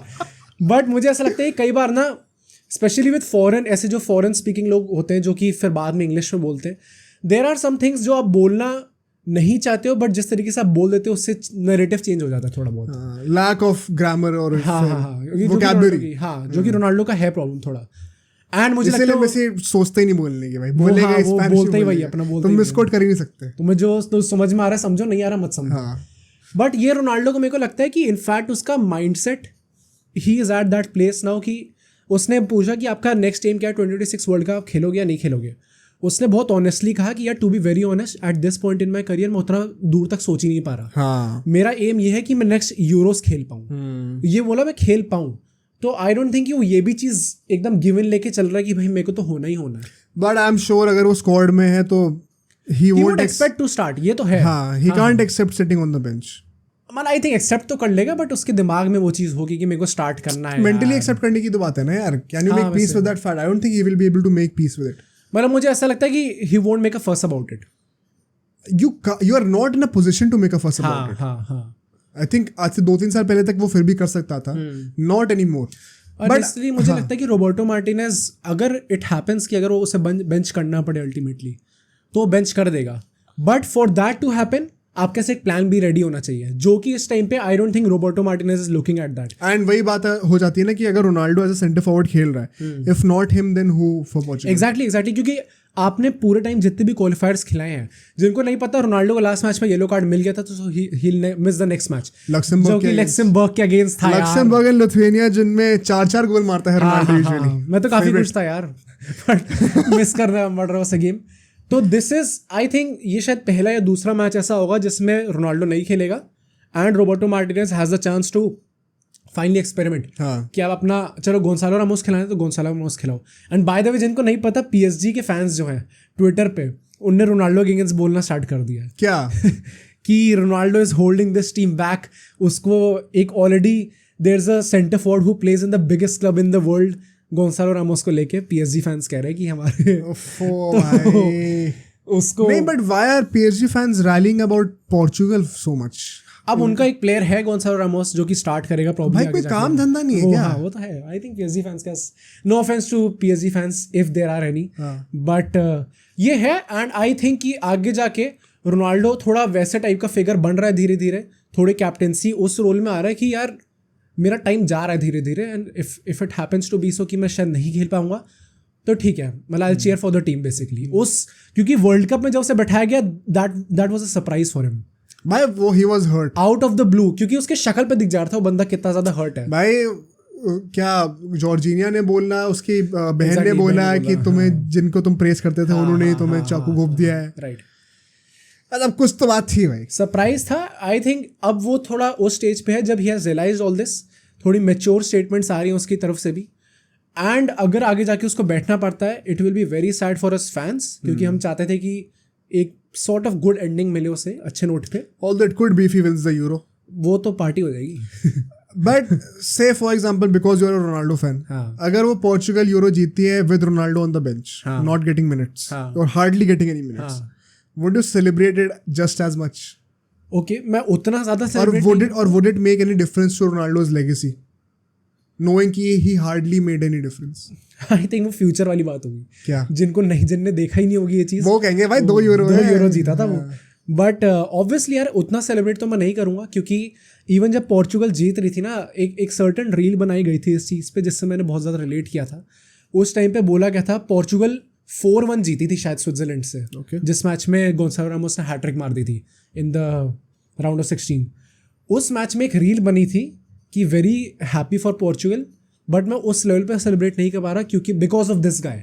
और उसमें रोनाल्डो की फोटो दिखाई हुई थी जब वो मतलब साइडलाइन से चीयर कर रहा था, but it was very evident कि यार वो थोड़ा सैड है। आई कैन अंडरस्टैंड अगर ऐसा मेसी के साथ भी होता, जो कि ऑफ कोर्स पॉसिबल नहीं है, बट मतलब वी डोंट नो तो 4 साल में वर्ल्ड कप नहीं ऐसा वर्ल्ड कप तो खेलेगा नहीं वर्ल्ड कप खेलेगा भी नहीं, but like on a serious note, of course मैं मजाक कर रहा था, but on a serious note why I say this is because firstly Messi को खुद ही वो रिटायर हो जाएगा और उसको लगेगा तो वो खींचेगा नहीं। स्पेशली हमने देखा कि वो 35 साल की उम्र में 36 साल की उम्र में इंटर मायामी चला गया as the top goal assist maker in the whole of Europe, right. तो आई थिंक अर्जेंटीना से भी वो गलती नहीं करेगा, he knows when to call it quits. Secondly I think जो रिस्पेक्ट उसकी ड्रेसिंग रूम में है और कोच से है वो रोनाल्डो की नहीं थी। ट्रू, नहीं थी। तो आई थिंक इनफैक्ट अगर वो अच्छा नहीं भी खेल रहा होगा ना तो भी पूरी की पूरी टीम और लियोनेल स्कैलोनी चाहेंगे कि वो फिर भी खेले। वो एंड तक बैक करने वाले हैं उसको, ये बात तो है। इनफैक्ट अभी हम लोग मेसी पे ही आएंगे थोड़ी देर में, तो इसको और डिटेल में ब्रेक डाउन करते हैं, राइट। बट हाँ, रोनाल्डो के लिए यार अगर मैं कहूँ, जितना मैंने देखा मैच, ऑफ कोर्स तुमने पूरा डिटेल में देखा था, एंड जितना मैंने पढ़ा, जितना मैंने देखा अपनी आंखों से, आई don't think he had a great match. In fact so much so कि ESPN ने तो पूरी वीडियो निकाल दी फिर से कि भाई ESPN is it very clear कि Ronaldo is having a very steep decline, something on that sort? भाई एक मैच होता नहीं है इनकी वीडियो पहले निकल जाती है, you know, और उसमें वही बात जो एक्सपर्ट्स वही बात कर रहे थे कि रोनाल्डो का बहुत स्टीप डिक्लाइन दिख रहा है एंड मेसी का नहीं आया है, वो he continues to perform, and so I am surprise कि रोबर्टो मार्टिनेज जो है वो क्यों नहीं प्लान कर रहा है विदाउट रोनाल्डो, गिवन कि उसको he should not be playing ideally in the euros next year and in the world cup. So I would say कि एक थोड़ा सेंस इस बात में इसमें है क्योंकि आई थिंक गोंसालो रामोस कह रहा हूँ, Roberto Martinez should prepare for a plan B. Okay, मतलब ये हम लोग मेसी के कॉन्टेक्स्ट में भी कह सकते हैं, अभी उसके ऊपर भी आएंगे। नहीं, मेसी के लिए मैं ऐसे नहीं कह रहा क्योंकि Messi is 2 years younger than him and Messi is still performing but at I that think high it level. Won't make high level वाली बात अलग है, but it won't make any difference 4 years मतलब 3 years फ्रॉम नाउ नहीं, world cup के when the लिए world cup comes. यार I think world cup में तो बहुत टाइम है अभी। वर्ल्ड कप में तो आखिरी के 2 साल में प्रिपरेशन स्टार्ट करो तो मुझे लगता है उतनी कुछ खास प्रॉब्लम नहीं होगी। मैं तो यूरोस के लिए कह रहा हूँ क्योंकि Ronaldo is going to be 39 by the time Euros come, जो भी यूरो 2024 होने वाला है।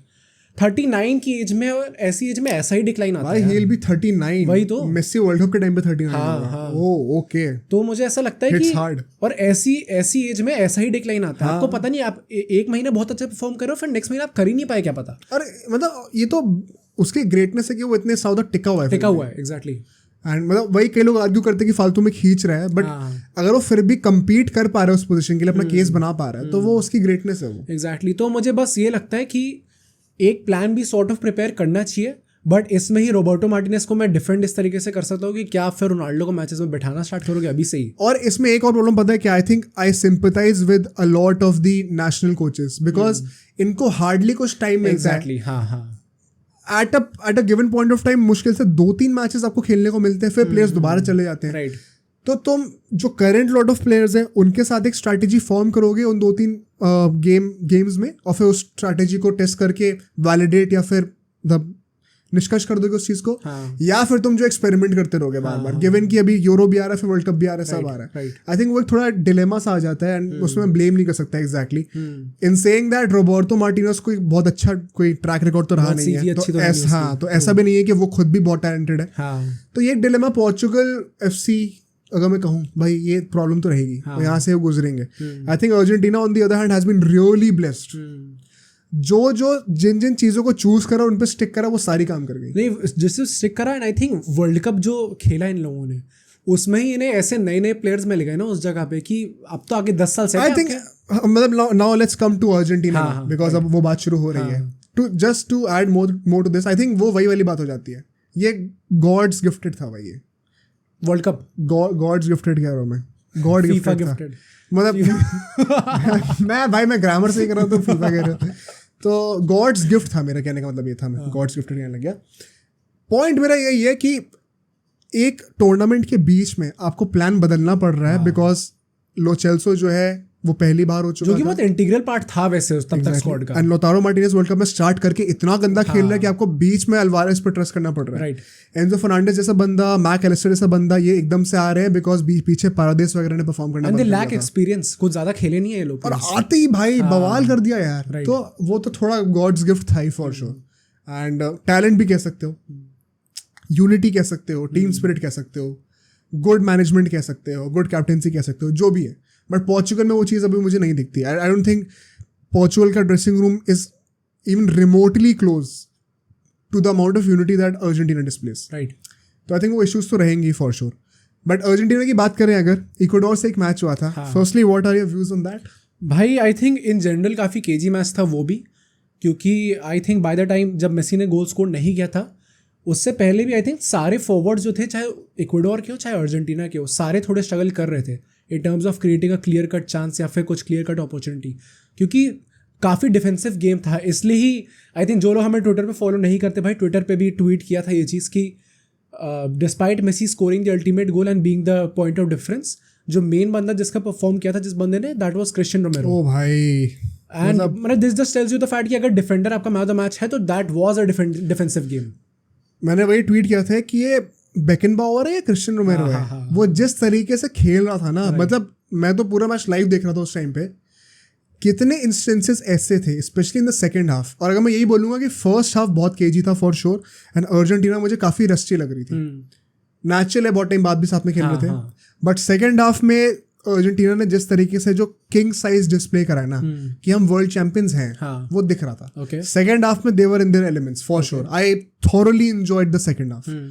क्रिस्टियन रोमेरो ने भाई, मैं देखता हूँ अपनी लाइन जो डिफेंस की जो लाइन होती है आपकी, अर्जेंटीना यूजुअली काफ़ी हाई लाइन खिलाती भी है, उसको लाइन को तोड़ के आगे भाग रहा है, किसी बंदे को प्रेस कर रहा है जो कि दूर से चार्ज लेके आ रहा है, वो इक्वाडोर का, पूरी लाइन तोड़ के सब रिस्क पे डाल के वो टैकल जीत रहा है। ये एक्चुअली बहुत रिस्की पार्ट होता है। एग्जैक्टली। आप अपनी डिफेंसिव लाइन छोड़ के आगे गए, अगर बाई चांस वो टैकल मिस हो गया, जो कि काफी बार ऐसा हो जाता है, तो पूरी लाइन एक्सपोज्ड है फिर आपकी, और फिर पूरा ब्लेम आप पे आएगा, बट अगर ये सक्सेसफुली एग्जीक्यूट हुआ हाँ, तो आप बॉल विन कर रहे हो very high up the pitch, और फिर जो काउंटर बनता है stellar, right. And I think वहां पे क्रिस्टियन रोमेरो ने जिस तरीके से हैंडल करा है, आई थिंक मेरे लिए मैन ऑफ द मैच था वो फॉर श्योर। और अगर मैं पूरी टीम की बात करूं, आई थिंक बहुत अच्छा कॉम्बिनेशन था सेकंड हाफ में, of course led by Messi, and sir को फिर से एक फ्री किक मिलती है। आई थिंक लौतारो मार्टिनेज का पूरे मैच में सबसे बड़ा कॉन्ट्रीब्यूशन वही था कि उसने वो फ्री किक विनिंग फाउल करा, मतलब जीता वो foul. I was once again very disappointed with Lautaro Martinez. I think मतलब मेरा दिमाग थोड़ा भाई I'm off with him. Okay. In an Argentine jersey, he has been absolutely crap since the World Cup. Would you say कि Alvarez का time आ चुका है अब? नहीं, क्योंकि Martinez is very young right now, and he has been very good with Inter Milan. So you can't really question कि वो सिर्फ अर्जेंटीना से अच्छा क्यों नहीं खेल रहा है। ओवरऑल फॉर्म तो उसका अच्छा ही है, edge is on his side, he is doing really well, captain भी है वहां का। You know there are some players, मतलब इट्स नॉट लाइक हम लोग ये चीज़ पहली बार देख रहे हैं कि क्लब में आप अच्छा परफॉर्म कर रहे हो, but you are not replicating that same form with your national team. But I think यहीं पे अर्जेंटीना थोड़ी यूनिक हो जाती है, इन द सेंस कि वो अपने प्लेयर्स पे इतना बिलीफ इंस्टिल करते हैं, और वो ग्रुप एक दूसरे का भला इतना ज्यादा चाहता है ना, कोई कॉम्पिटिशन नहीं है, भाईचारा इतना है कि वो मार्टिनेज का बुरा फॉर्म भी ना वो इंप्रूव करवा देंगे कुछ ना कुछ करके। There will come a time जब वो परफॉर्म करके देगा, I am sure about that. क्योंकि सिंपली हम लोग क्रिकेट में ये कहते हैं ना, सौरव गांगुली ने युवराज सिंह और वीरेंद्र सहवाग, हरभजन सिंह, ऐसे बॉलर्स को, प्लेयर्स को, क्रिकेटर्स को, बैट्समैन को इतना कॉन्फिडेंस दिया था। युवराज सिंह ने खुद कितनी बार कहा है कि हमें तो ये बोला गया था कि I trust your ability, I trust your talent, I know you are a big game player, तुम फेल हो रहे हो कोई बात नहीं, तुम अपना गेम खेलो जाके, तो मैं चांस में दूंगा। जब आपके पास वो फियर ऑफ फेलियर हट गया ना, फिर आप परफॉर्म करना शुरू करते ही करते। आई थिंक मार्टिनेज के ऊपर भी, लौतारो मार्टिनेज के ऊपर भी इतना ट्रस्ट दिखाएंगे अगर वो, फॉर श्योर वो चीज़ अभी नहीं तो कुछ सालों बाद आई थिंक होपफुली वो चीज़ बेनिफिट उसका दिखेगा। एंड मेसी जब छोड़ेगा तो अल्वारेस भी will become a starter eventually, surely. एक और चीज़, before that free kick, did you know that was going in? क्योंकि मेसी जब फ्री किक ले रहा होता तो there is literally, I think अब आज की डेट में तो there is a 70% chance that it will go in. भाई एक्चुअली पता है, मतलब इस साल भी ऑलरेडी वो 5 फ्री किक मार चुका है, and I would be surprise अगर 1-2 और मार दे before the end of the year. Beckham को उसने ऑफिशियली टाई कर दिया 65 फ्री किक्स। अब सिर्फ 12 गोल पीछे वो अपने most free kick goals ever से, आई थिंक वो भी हो जाएगा। जोर्जिनियो। तो आई थिंक क्या उसको तोड़ सकता है भाई? 12 2 साल और खेलेगा तो तोड़ सकता है, मुझे लगता है तोड़ सकता है, एक्चुअली में तोड़ सकता है। 6 भी तो मार ही सकता है वो, कर सकता है भाई। ये 2 साल भी तो हम वो कह रहे हैं, मतलब 2 साल का कॉन्ट्रैक्ट है, अगर उसे इंटर मियामी, तो आई थिंक मुझे ऐसा लगता है पर्सनली, इन माई ओपिनियन, चाहे वो उसकी एज ज़्यादा हो भी जाए, चाहे वो बहुत धीरे दौड़ने लग जाए, एथलेटिक लेवल पे उतना ज़्यादा ऊपर ना हो, उसका जो दिमाग है ना, that is still ahead of everyone else and by a mile. Inter मतलब एमएलएस में तो he is just too good for. हाँ एग्जैक्टली। तो मुझे ऐसा लगता है कि वो एक्सटेंड करना चाहे तो कर भी लेगा एक्सटेंड आराम से। मतलब बुस्केट्स की पेस वाला बंदा भी इतना अच्छा खेल रहा है। एग्जैक्टली हाँ। तो with all due respect to Busquets, I think pace should not be an issue at all. And उसकी पासिंग जो हम देखते हैं, जिस तरीके से असिस्ट देता है, वही बात है ना कि मेसी के पास फायदा है ये, मुझे लगता है। He does not rely only on goals to have a stellar game. Footballing IQ बहुत ज़्यादा अच्छा है, बहुत ज़्यादा उसका। बट हाँ, फ्री किक की बात अगर हम लोग करें, भाई मेरे को जेन्युइनली लग रहा था जाएगी कि मतलब मुझे बहुत चांस लग रहा था कि जाएगी, बिकॉज वो इतना क्लोज रेंज पे था, एंड वो एक ऐसे एंगल पे था जो कि समवॉट रेप्लिकेट कर रहा था जो उसने इंटर मियामी से पहला गोल मारा था, सेंटर के थोड़ा लेफ्ट साइड पे। बस वो वाली फ्री किक मियामी वाली थोड़ी पीछे थी, तो और बेटर एक चांस था। यहाँ पे थोड़ा टफ था बिकॉज टाइट एंगल था बहुत ज़्यादा, बट वो मेसी है भाई। आई थिंक ये उसका शायद परफेक्ट स्पॉट उसका यही होता है। एक मिनट, लेफ्ट साइड थी? हाँ। अच्छा नहीं, राइट में होती है तो होता है, बिकॉज तब वो कीपर को बीच में या फिर नियर पोस्ट पे बीट करने का वो डिलेमा में रहता है।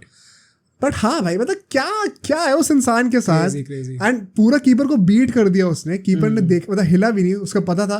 कीपर ने ना वो पूरा ऑल इन चला गया था कि मैं इस साइड ही खड़ा हूँगा एक पोस्ट पे, अब दूसरी साइड पूरा वॉल लगा दूंगा, और फिर देखते हैं मेसी मार पाता है कि नहीं। उसने भाई नच करके मार दिया अंदर, and that was a decider. But एक चीज़ जो मैं एंड करूंगा यहाँ पे अर्जेंटीना के बाद, जिससे ऑफकोर्स मेसी की बात होगी।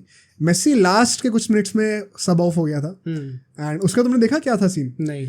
मेसी सब ऑफ हुआ था, आई थिंक 88th मिनट कुछ पे सब ऑफ हुआ था वो, एंड फिर उससे पूछेगा कि आप क्यों सब ऑफ हुए, तो कहता है कि because I was tired, this is probably not the last time कि आप ऐसा होते हुए देखेंगे। ओह भाई, ऐसी स्टेटमेंट क्यों देता है? कि थोड़ी sad. Although I would also say कि उसने आई थिंक पिछले तो इंटर मामी से कंसिस्टेंटली बहुत ज्यादा गेम्स खेले 8-10 मैच खेले कुछ, आई think in span of 40 days।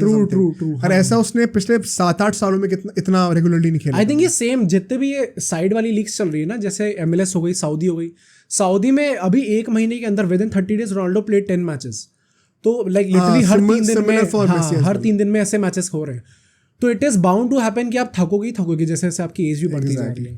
तो आई थिंक नेचुरल था। एंड व्हेन इट विल गोल तो मार ही दिया मैंने जब पता आप जीत रहे हो, आई एम श्योर अगर मैच नहीं जीते होते तो मेसी सब नहीं होता। ट्रू तो आई थिंक इतना तो बनता है यार। बट यहाँ से मूव ऑन करते हैं और मेसी की बात करें तो इंटर मामी की जल्दी से थोड़ी सी बातें कर लेते हैं। मायामी का भी मैच था भाई और 3-2 जीते हैं। ये कंपाना करके जो लड़का है ना भाई, सही लगता है मेरे को। सही है गोल वोल मारने लग गया ना, क्योंकि मेसी के आसपास है। सही है, तो बढ़िया लगता है मुझे। स्पोर्टिंग कैंसस सिटी से मैच था। हाँ। जिनको नहीं पता भाई, स्पोर्टिंग कैंसस सिटी में एक टाइम पे सुनील छेत्री भी खेले थे। राइट। तो उसके ऊपर भी हमने डिटेल वीडियो बनाई है, तो वो भी हम लिंक कर देंगे, आप चेक करिएगा। और MLS के मैचेस अभी क्यों हो रहे हैं ये समझना है तो उसकी भी एक वीडियो है। MLS के सारे टूर्नामेंट जितने भी होते हैं सबका फॉर्मेट क्या है, कौन सा मैच कब होता है, उस वीडियो में एक्सप्लेन। आई थिंक इंटरनेट पे उससे ज़्यादा डिटेल वीडियो कोई नहीं है। मेसी के सारे टूर्नामेंट जो यूएस में होने वाले हैं सब समझ जाओगे आप उस वीडियो को देख के। एंड वहाँ पे बेसिकली जो सीजन होता है वो फेब से लेकर दिसंबर तक होता है, अनलाइक यूरोप जहाँ पे कि हम लोग आई थिंक कब शुरू होता है, अगस्त में शुरू होता है एंड देन मई जून तक हम लोग देखते हैं, मई तक यूजुअली, मई के एंड तक। तो वो एकदम ही उल्टा है वहाँ पे सिस्टम, कैलेंडर ईयर के हिसाब से चलता है, इसलिए यहाँ पे अभी भी मैच चल रहे हैं एंड मेसी ने एक मैच मिस कर दिया। बट ठीक है भाई, अच्छा चल रहा है, no Messi no problem. I think जिस टाइप का कॉन्फिडेंस उसने इंस्टिल करा है ना टीम के अंदर, जो मेंटालिटी इंस्टिल करी है, ऑल्सो नॉट फॉरगेटिंग कि अल्बा और बुस्केट्स फिर भी थे टीम में जो कि टॉप लेवल प्लेयर्स रहे हैं पिछले सीजन तक ही। तो उनका भी बहुत ज़्यादा सिग्निफिकेंस होता ही है। आई थिंक बुस्केट्स ने एक असिस्ट भी दिया था बहुत स्टेलर सा, दिमाग ला के, हाई IQ का, तो वो दिख ही जाता है भाई ब्रिलियंस उनकी। बट हाँ भाई, आई थिंक इंटर मामी हैज़ बीन क्रूजिंग एंड जो मेंटालिटी शिफ्ट आया है आई थिंक बहुत बढ़िया लगता है देखने में। राइट। एंड अगर ये लोग किसी तरीके से MLS जीत जाते हैं, I think one of the biggest achievements. I think इस सीजन तो बहुत डिफिकल्ट है, probably next season they can improve. Like I से अगर वो नॉकआउट्स के लिए क्वालीफाई कर गए फिर तो क्या ही डिफिकल्ट है, फिर तो इट्स अबाउट लक ना, उस दिन पे कौन बेटर खेल रहा है। अच्छा, नॉकआउट्स की बात करो, मैं तो उसकी बात कर रहा था, अपना जो प्रॉपर लीग जो जीतते हैं टॉप करके एकदम। अच्छा वो वाला, वो तो मुश्किल। MLS कप तो देखो जो नॉकआउट वाला होता है वो तो जीत सकते हैं एंड वो सबसे मेजर ट्रॉफी होती है। भाई जिसको समझना है वो वीडियो जाके देख लेना, कमेंट्स में मिल जाएगी आपको। एंड मतलब बढ़िया चल रहा है ओवरऑल यार। आई थिंक मायामी को भी हम लोग कवर करते रहेंगे जैसे और मैचेस होंगे। But let's move on to our next topic which is, सबसे पहले भाई सबसे शॉकिंग न्यूज़ आई है, अभी कल ही आई है ये, विच इज़ कि यार हांसी फ्लिक को सैक कर दिया गया है as the German manager. First of all I think this was coming, specially क्योंकि अगर आप लास्ट 5 मैचेस देखें उनमें से आप 4 मैच हारे हो और 4 मैच हारे और 1 ड्रॉ करा है। यार as a Germany manager, Germany even पता, I think this is not a reactionary. काफ़ी लोग ट्विटर पे ऐसे रिएक्ट कर रहे हैं कि बहुत रिएक्शनरी चीज़ है, बिल्कुल सिर्फ 25 गेम खेला है। जिनको नहीं पता, रिकॉर्ड में 25 गेम खेला है, 12 मैच जीता है, 6 मैच हारा है एंड बेसिकली 48% का विन रिकॉर्ड है। यार 48% का win record is not acceptable when you are the German manager. Germany is a मतलब इट्स अ ग्रेट टीम यार। और जैसा हम लोग पोर्चुगल के लिए जोकिंगली कहते हैं कि ऐसी ऐसी टीम मिल रही है, जर्मनी भी यूरोप की टीम है, क्वालिफायर्स में इजी टीम्स मिलती हैं। राइट। तो इतना कम विन परसेंटेज होना आई think it's not acceptable at all. Exactly. Also the fact कि जापान से हारे हैं, which with all do respect, I know world cup में भी पीटा था, but technically historically also football में सुपीरियर टीम जर्मनी रही है। उनसे पिटना, लिटरली पिटना मैं वर्ड यूज करना चाहता हूँ। और 4-1, मतलब जिनने मैच नहीं देखा, आई नो कि आप लोग स्टैटिस्टिक्स देखोगे तो जर्मनी ने बेसिकली पोजेशन डोमिनेट करा था, बट आप बाकी स्टैट्स देखो, shots taken, shots on target, ये सारे स्टैट्स देखोगे, big chances created, big chances miss तो चलो जर्मनी का ज़्यादा था बट बिग चांसेस क्रिएटेड, इन सब में जापान आगे थी। तो just because you have more possession doesn't mean that you are actually dominating the game. आपको जो भी पोजीशन मिलता है आपको उसको काउंट कराना जरूरी होता है। इसलिए तो हम लोग कीके सेटियन की बारसा को इतनी गाली देते थे कि आपने पोजीशन तो रखा हुआ है बट आप कर क्या रहे हो उसमें, उसके साथ। तो German as a manager, and I think it's a very sad downfall for him, क्योंकि जब वो बायर्न में था, विनिंग दैट 6-2 जीता था, उसके बाद से तो आई थिंक जब जर्मनी गया था वर्ल्ड कप में, सब लोग एक्सपेक्ट करते कि ये टीम तो पछाड़ देगी, और ये वर्ल्ड कप ग्रुप स्टेज में बाहर हो गए। एंड आई थिंक जब से वो बाहर हुए ग्रुप स्टेज में, तब से वो तलवार लटकी हुई है उसकी गर्दन पे कि यार तुमने ग्रुप स्टेज हरवा दिया, उसके बाद तुम्हारा ये फॉर्म चल रहा है बेसिकली, तो आपको कैसे रखा जाएगा। तो I think in my opinion बिल्कुल ही रिएक्शनरी डिसीजन नहीं था ये। But then how does the German football association come back from this? Because next year जो हम यूरोस की बात कर रहे हैं वो जर्मनी में ही होने वाला है। 9 महीने बाद है यूरोस। एग्जैक्टली, 1 साल भी नहीं बचा है। और Germany being the home team बहुत एक्सपेक्टेशंस आई थी, बट ये प्रोजेक्ट जस्ट 9 महीने पहले खत्म कर दिया गया। एक नया प्रोजेक्ट स्क्रैच से स्टार्ट करेंगे, कितना वाइज है ये, गिवन कि एक शॉर्ट टर्म अभी ट्रॉफी आने वाली थी। क्या एक वाइजर डिसीजन ये होता कि हम लोग यूरोस के बाद सैक करते? या to be very honest I think wiser decision होता, बट द फैक्ट कि जर्मनी का फॉर्म बहुत अच्छा नहीं रहा है। 2018 वर्ल्ड कप में भी आई थिंक वो लोग ग्रुप स्टेज में बाहर हो गए थे, देन 2022 वर्ल्ड कप में भी ग्रुप स्टेज में बाहर हो गए ना, आप यूरो में अच्छा परफॉर्म कर पाए थे और अब फिर से यूरोज आ रहा है। आई थिंक जो 3 trophies major trophy as Germany you can be as bad as this. तो जब इतना ज़्यादा प्रेशर आ गया था तो आई थिंक जर्मन बोर्ड का ये डिसीजन होना it was natural, but ideally situation देखी जाए तो हाँ कायदे से यूरो के बाद सैक होना चाहिए था। And this was kind of the same thing that was being said जब अपना फर्नांडो सैंटोस को सैक किया गया था आफ्टर द अपना वर्ल्ड कप, क्योंकि आपने I mean that was still the right time I think, क्योंकि 1 साल बचा था। 1 साल तो था ना एटलीस्ट। अब ये तो 1 साल, एंड ऑल्सो होम टीम होने का प्रेशर अलग होता है यार, तो आई थिंक वो भी सीन होता है। एक जो सरप्राइजिंग न्यूज़ ये है कि काफ़ी लोग कह रहे हैं कि the next manager is going to be Julian नगल्समैन।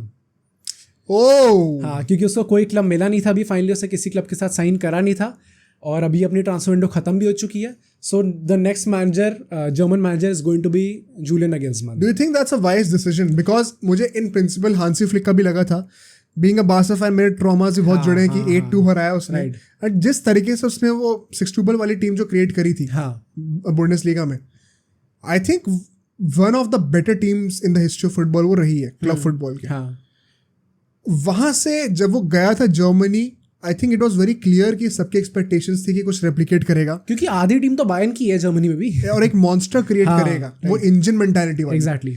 But जिस तरीके से ये this project has fallen flat on its face जो हमने देखने को मिला है, बहुत सरप्राइजिंग, मतलब मैं बहुत सरप्राइज्ड हूं भाई इस चीज से। किसी ने भी nobody saw this coming, and इसीलिए at this point of time I don't even know what to expect from Nagelsmann. What do you say? In my opinion I think जितने मैनेजर्स अवेलेबल हैं इस टाइम पे, unless and until you get someone like Zidane, क्योंकि Zidane is also looking for a job and apparently वो national team चाहता था coach करना, but ultimately world cup final में डिशॉम्प ले आया, तो ऑब्वियसली इट वाज नेचुरल कि उसको एक एक्सटेंशन दिया जाएगा।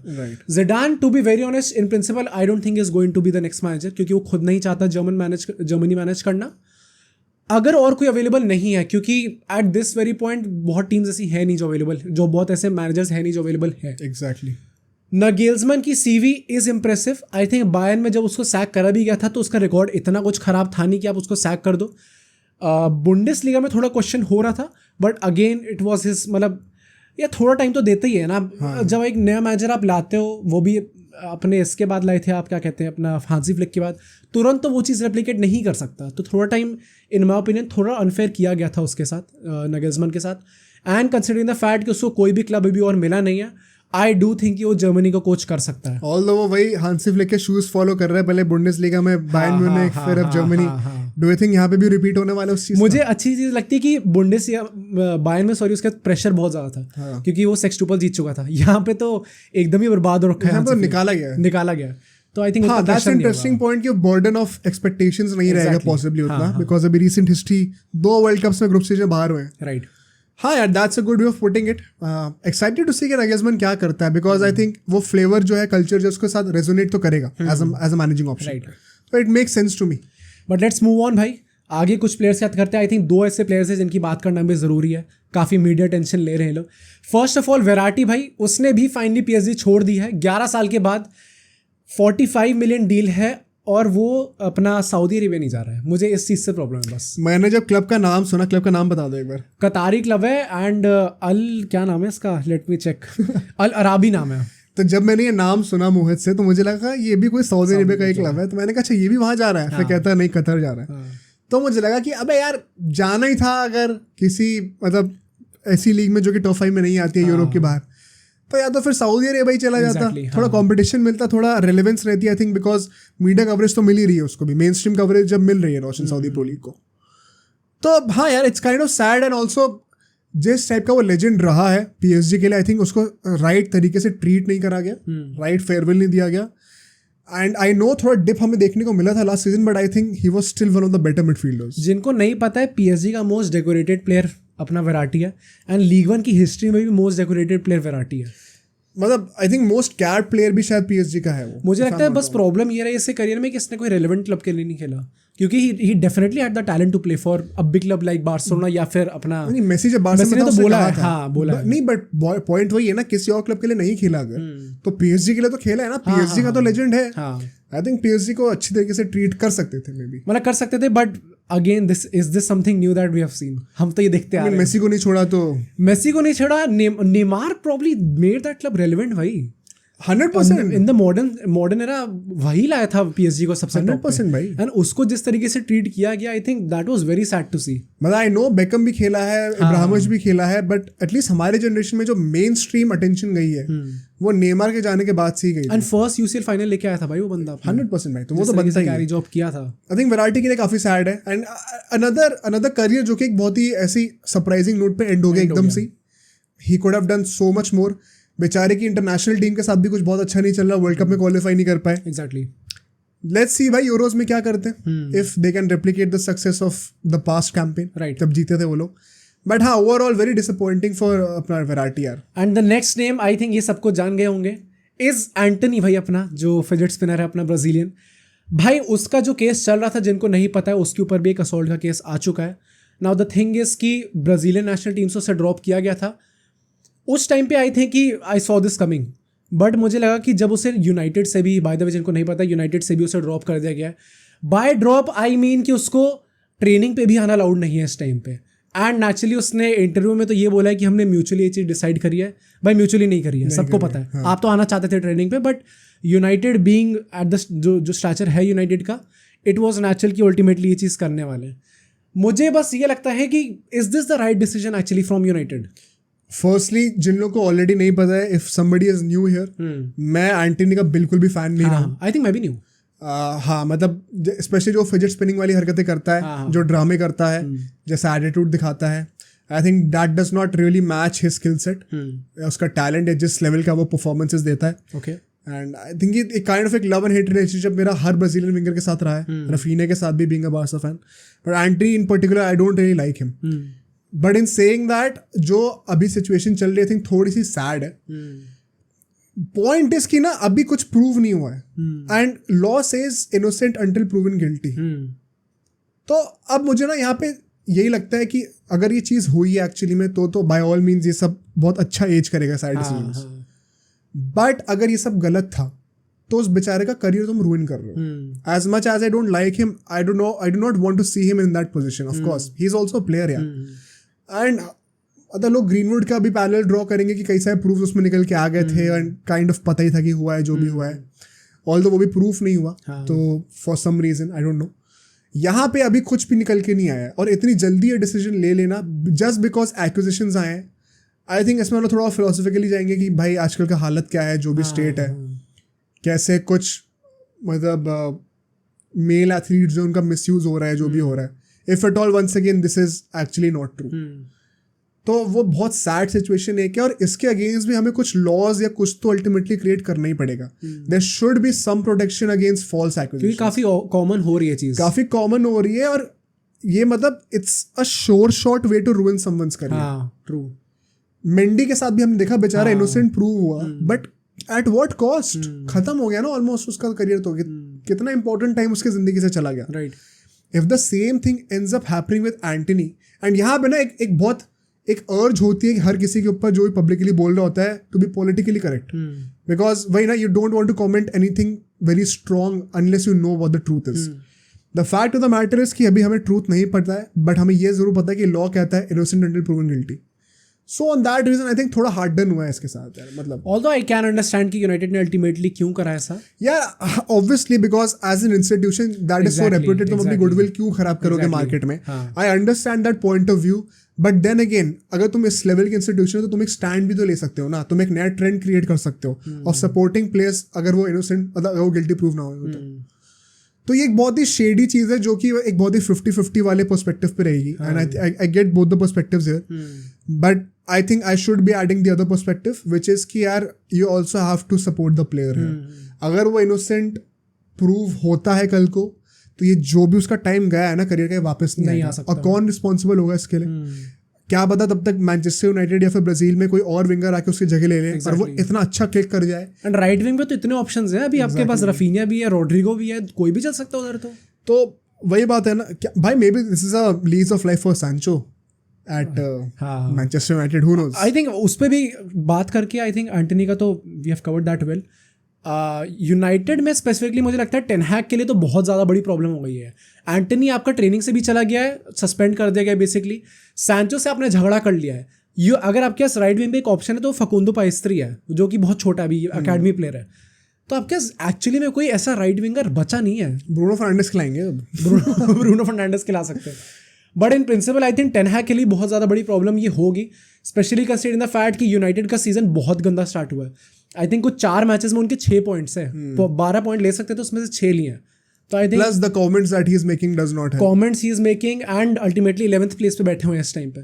तो मुझे लगता है कि यूनाइटेड का स्टार्ट भी अच्छा नहीं है, एंड फिर ये आपकी एक विंगर से झगड़ा हो चुका है, एक विंगर आपका सस्पेंड कर दिया गया है। This is a very troublesome time for Manchester United fans and also ten Hag. तो इस पर भी देखना पड़ेगा उन लोगों को। हाँ भाई, मतलब आई थिंक यही इसी चीज़ पे नोट पे एंड करते हैं हाँ. कि काफ़ी टफ टाइम्स है सारे मैन्यू फैंस के लिए। बट हाँ, लेट्स होप कि एंटनी का जो भी केस है भाई, सच जो है वो निकल के आए। At the end of the day वही चाहते हैं, एंड अगर इनोसेंट आता तो that would be a very sad situation. So that's it for today guys. जितने भी हमने क्रिकेट के पॉइंट्स है, फुटबॉल के पॉइंट्स है, सब डिस्कस करें हैं। फर्स्ट ऑफ ऑल तो भाई, सिंस ये पहली वीडियो हमारी पॉडकास्ट फॉर्मेट में, जिसको भी भाई जैसी भी लगे, अच्छी लगे, गंदी लगे, सब कमेंट करके बताओ।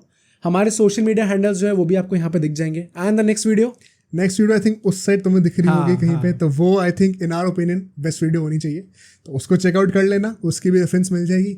बाकी मिलता है अगली वीडियो पे।